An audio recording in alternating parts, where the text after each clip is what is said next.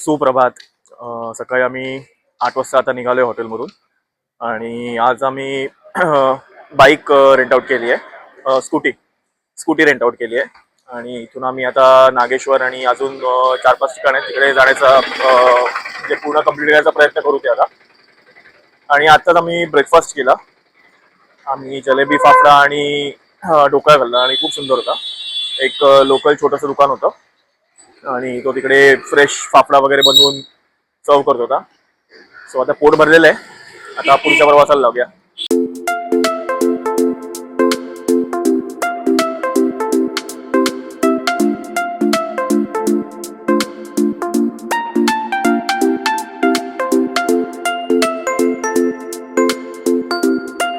Okay, so आता आम्ही शिवराजपूर बीचवरती आलो आहे इथे आणि हा ब्लू फ्लॅग बीच आहे आणि हा खूप क्लीन बीच आहे, सुंदर बीच आहे आणि इथे कोणीच नाही आहे बघा.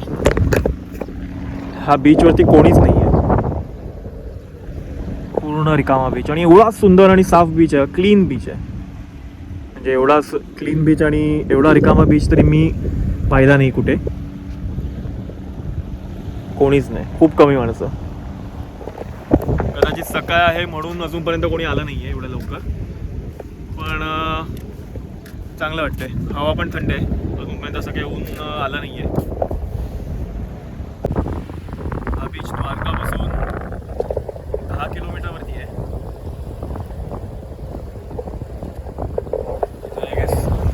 बोट वगैरे पण आहेत आणि या बीचवरती वॉटर स्पोर्ट्स पण होतात. म्हणजे स्कुबा डायव्हिंग जर तुम्हाला करायचं असेल तर तुम्ही इथे येऊन करू शकता. स्कुबा डायव्हिंग आहे आणि अजून पण बरेचसे वॉटर स्पोर्ट्स आहेत, तर इकडे वॉटर स्पोर्ट्स असतात ते तुम्ही करू शकता. या अशा जागेवरती जरी वर्षभर थांबायला सांगितलं तरी पण थांबेल.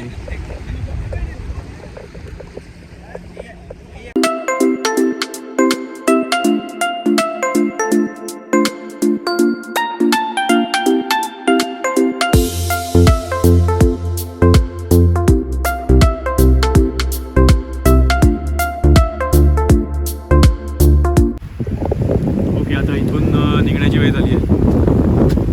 आता आम्ही बेट द्वारकेला जातो आहे.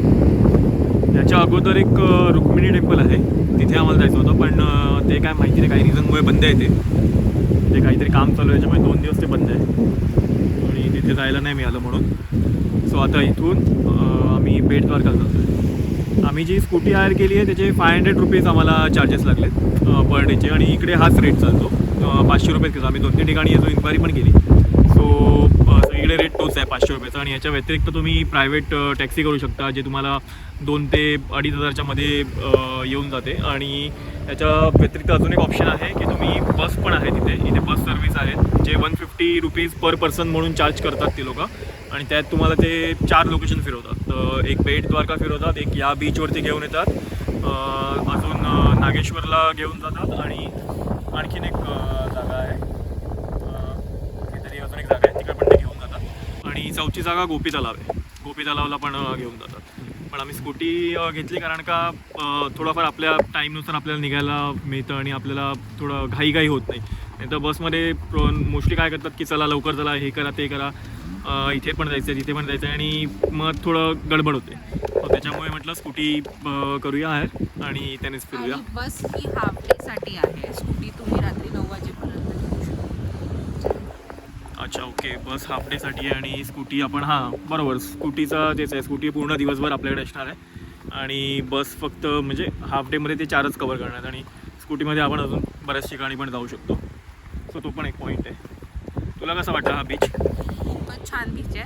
ओरिसाला गेलो होतो, तो पण खूप फ्लॅट होता आणि तिथे खूप गर्दी होती, पण हा वाला जरा शांत बीच आहे, जास्त लोक नाहीत, मोठ्या ॲक्टिव्हिटीज आहेत. पण आम्ही फक्त बीच बघायला आलेलो, तर खूप छान वाटतंय. पाणी खूप जास्त क्लीन आहे, सो सुंदर. ओके, आणि इथे लाईट हाऊस पण आहे.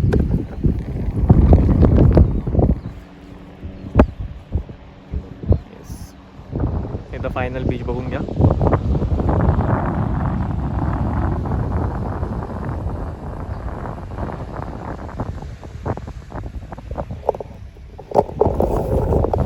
खरंच मस्तच बीच आहे. म्हणजे मी तरी तू बघितलं याचं म्हणजे असा सुंदर एवढा छान बीच, क्लीन बीच कुठे बघितलंय? सो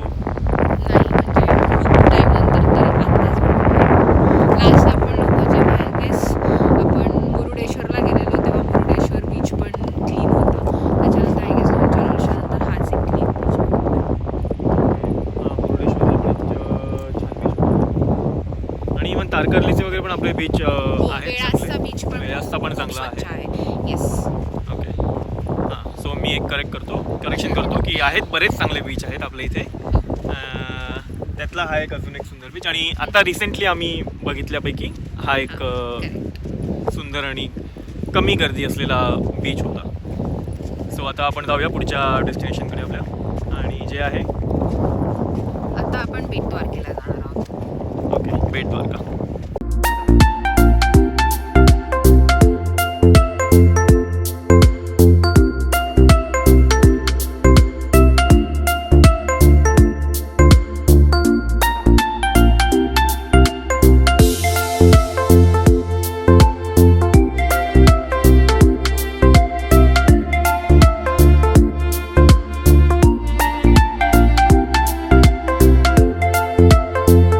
ओके सो आता आम्ही बेट द्वारकाला पोचलोय आणि इथे यायला आम्हाला जवळजवळ अर्धा पाऊण तास लागला आणि रस्ते खूप चांगले आहेत इथे येण्यासाठी.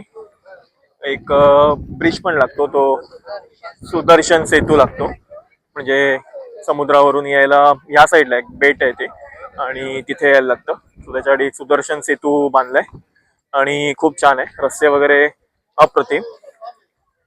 आणि आज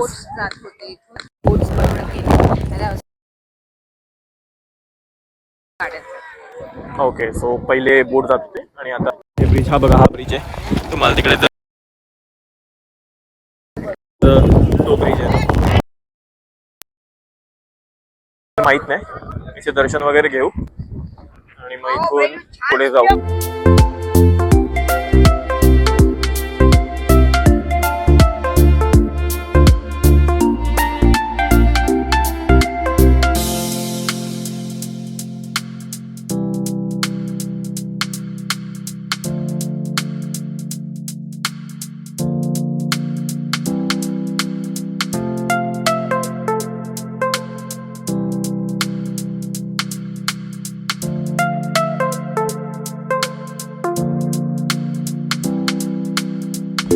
ओके सो आता आमचं बेट द्वारका आणि गोल्डन द्वारका पण बघून झालं आहे आणि आता आम्ही इथेच लंच केला. आता परत पार्किंगला होतो आहे. इथे पार्किंग वगैरे सगळीकडे अवेलेबल आहेत, सगळ्या फॅसिलिटीज आहेत इथे. पार्किंग फॅसिलिटीज वगैरे सगळं अवेलेबल आहे, सो तुम्हाला त्याचा काहीच प्रॉब्लेम येणार नाही. हा पॅसेज आहे, इथून तुम्हाला चालत जायला लागतं. सो आता नेक्स्ट काय? ओके सो आता नेक्स्ट नागेश्वरला जातो आहे आणि त्याच्यामध्ये एक गोपी तलाव येतो ना. सो गोपी तलाव जर चालू असेल तर गोपी तलावला जाऊ, नाही तर डायरेक्ट नागेश्वर.